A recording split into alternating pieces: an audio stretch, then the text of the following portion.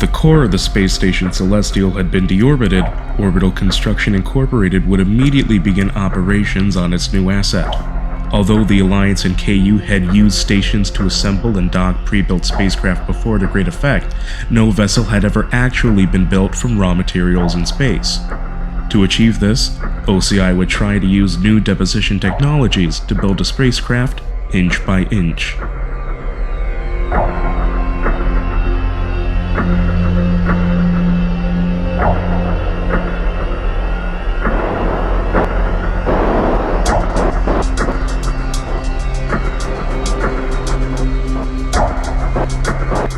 On top of being used as a testbed for new developments, the Celestial would also be home to the new Kerbal Transport System, or KTS, as one of 2 lander designs chosen by the Alliance to land astronauts on the moon.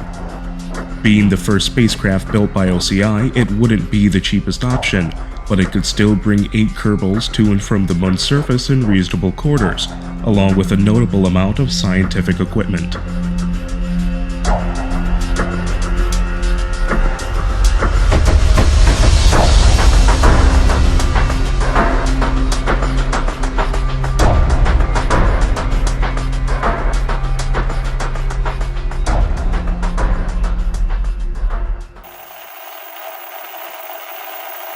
Turkey and ham Dijon. Turkey, ham, dabs. All the power of extra strength type. It's not what we do, it's how we do it.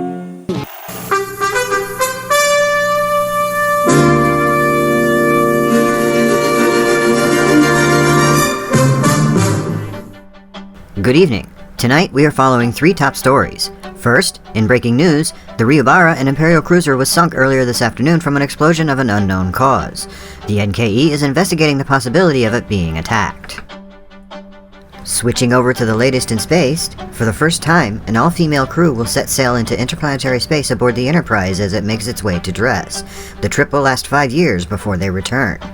In other space news, the Alliance Parliament will convene tomorrow to discuss options in opening up the moon to commercial use. Stay tuned for more in these stories after this break.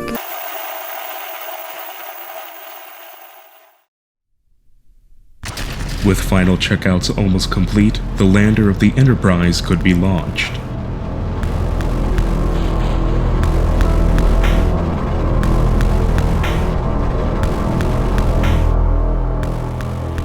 Its design would be based on the older Kangaroo-class Moonhopper, one of the Alliance's most successful lander designs, scaled down in order to save on fuel and mass.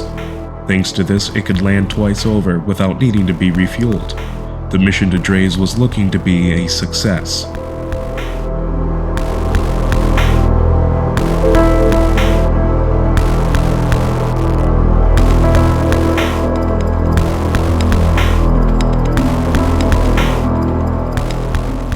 However, there was a major problem. The Enterprise did not actually have enough fuel to complete the mission. It was meant to travel to the yet-to-be-completed starport Catena, where it could top off on fuel and supplies before heading into deep space. The Buffalo's recent failure, though, had delayed construction of Catena Station by months. Time the Enterprise simply couldn't afford to wait, for the window to Drez was already closing. By the time the Buffalo-class freighter could be repaired, it would be too late.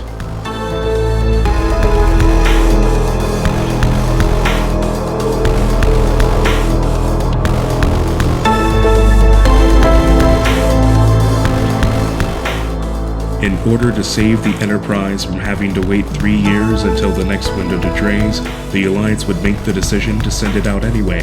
However, it would not be without a plan.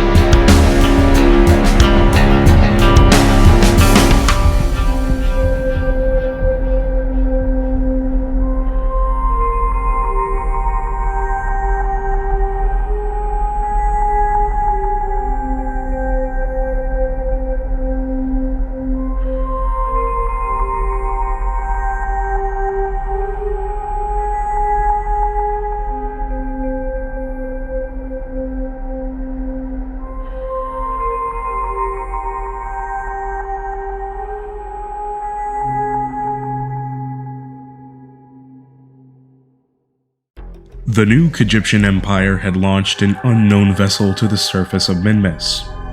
The Alliance was caught completely by surprise.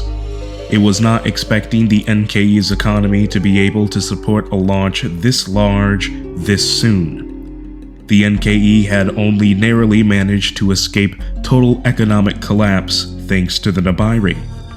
It had to be getting funds from someplace else. Somewhere outside of the Empire. It was known that the new Neva Republic, or NNR, was a close ally of the NKE. Although it was a struggling mining nation, it had recently entered an economic boom. What they might be getting in return, however, was unknown. Still, the Alliance would keep a close eye on this new Imperial surface installation, and for any other activity around Minmus.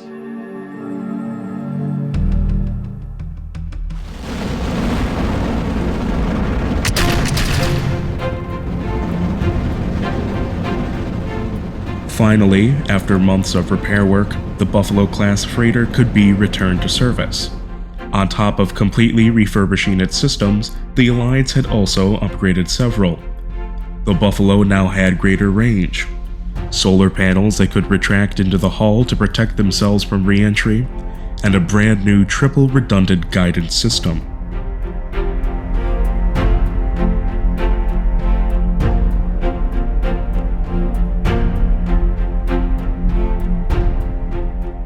Its first mission after repairs would be to deliver the final module of Catena Station, the fueling module. It would consist of 6 modular fuel tanks around a central hub, any of which could be replaced should they spring a leak or degrade from the harsh lunar radiation, which was many times harsher than that around Kerbin. In case of emergencies, the center of the module could even be used as a radiation shelter, as the fuel tanks around it would absorb the majority of radiation from any source, potentially saving the lives of its crew.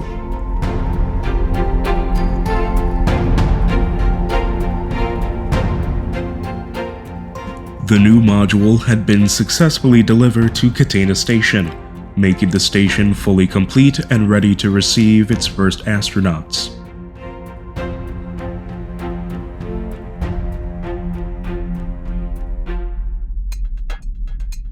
The crew of the Starway station, one of which had even served on the Kiran, would use the new Enceladus Mark II to travel to Catena Station. The Enceladus Mark II, unlike its predecessor, was not just a crew capsule for bringing astronauts to and from low Kerbin orbit. Being the second lander chosen by the Alliance, it could also travel to the moon and even land on its surface with a crew of 3. Although it would need to stop at the Catena along the way to refuel, it was by far the cheapest way for the Alliance to bring crew to and from its surface outposts.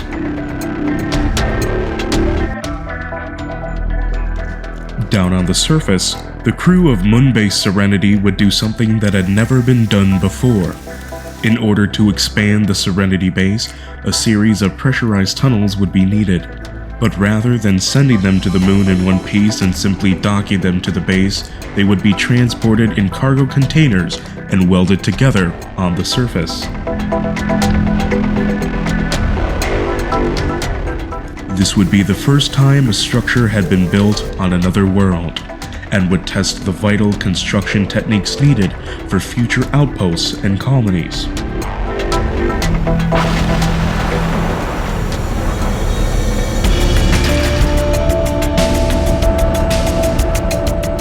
With only days before the window to Dres would close, the Alliance would begin its plan to save the Enterprise.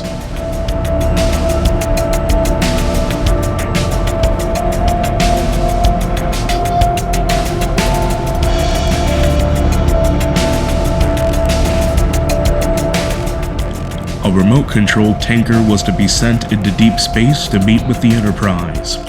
There it was to be refueled, giving the Enterprise the fuel it needed to return home.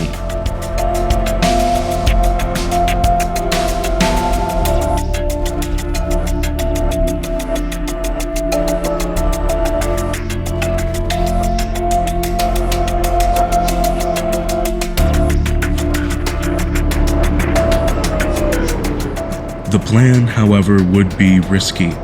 The journey to Dre's would take 3 years. 3 years without a crew to maintain it, with nothing but intermittent deep space transmissions to troubleshoot issues. Should the power systems, communication, or propulsion run into any problems, there would be no way to fix them. It would be the end of the mission, and for the crew of the Enterprise, certain death around a distant planet.